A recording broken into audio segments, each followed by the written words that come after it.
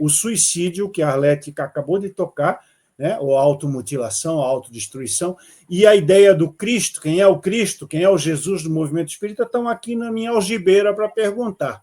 Né? Então, vamos passar para uma delas. Né? Vamos ao tema do suicídio.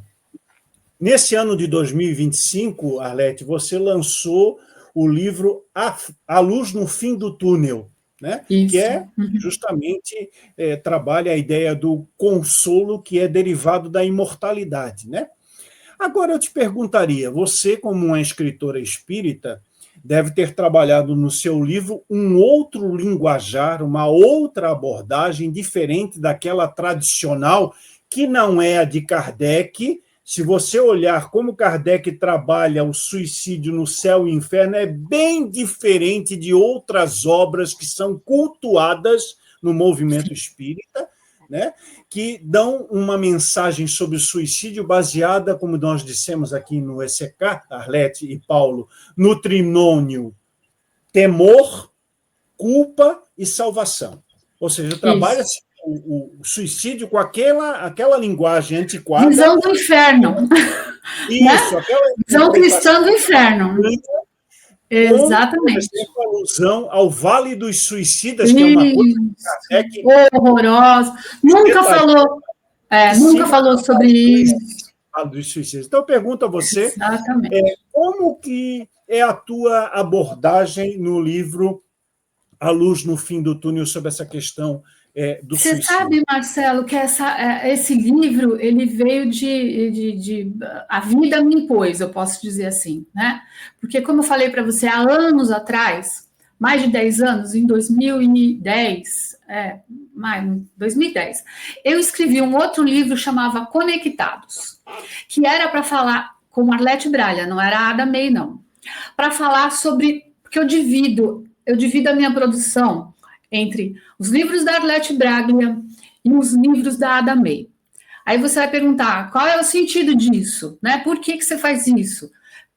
É simples, porque os livros da Arlete eu posso dizer que são meus, a minha opinião, o que eu acho, o que eu pensei, a minha liberdade enquanto artista, certo? Agora, a minha produção como Ada May, ela tem todo um outro objetivo e todo um outro significado.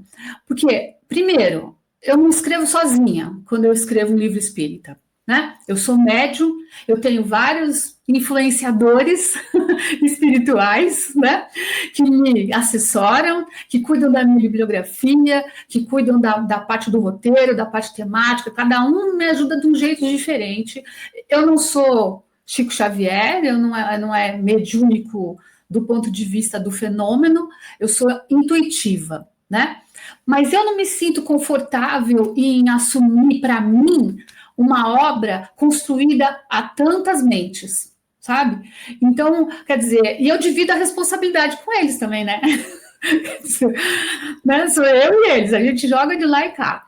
E a vida me impôs esse livro agora, que eu não pretendia escrever mais, porque quando eu escrevi o Conectados, que também era para falar de suicídio, eu escrevi ele como, nessa época, eu estava numa editora espírita, na La Chatre, mas o livro, eu não queria falar só com os espíritas, eu queria falar com todo mundo, porque eu achava um assunto importante demais para ficar só na seara do espiritismo, que, se você for ver, uma família espírita bem equilibrada, bem organizada, já está protegendo os seus jovens, os seus entes queridos, em muitas frentes, que as outras, vamos dizer assim, filosofias, não, né? Não tem um pensamento específico sobre isso.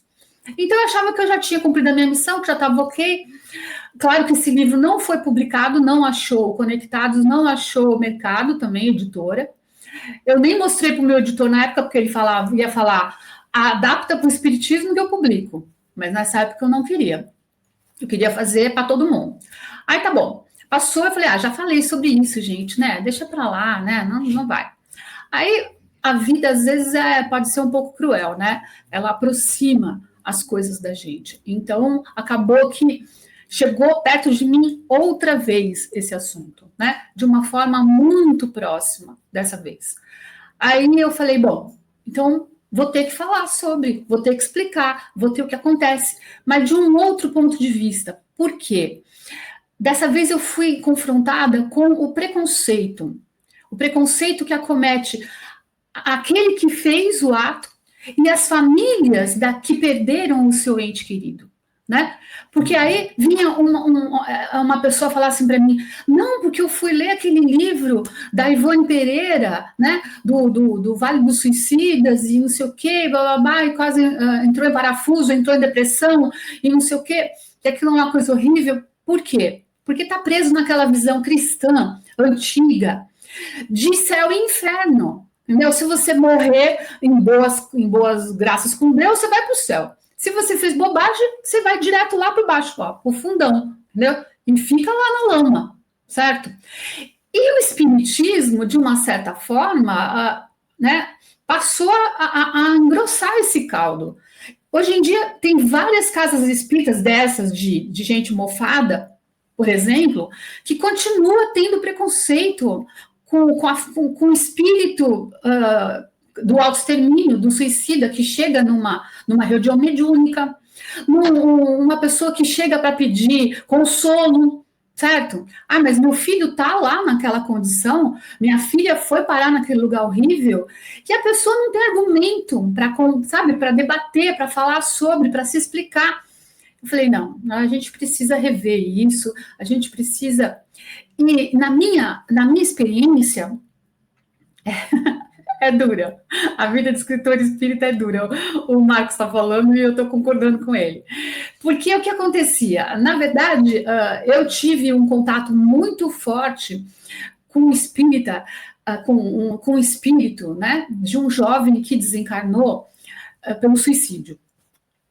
E aí, isso foi lá atrás, 10 anos, na época que eu escrevi o Conectados, por isso que eu queria falar com Deus e todo mundo, certo?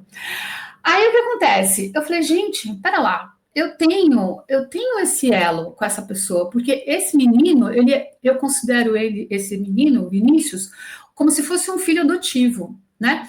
Esse espírito. A gente tem contato, a gente continua junto, a gente continua conectado, certo?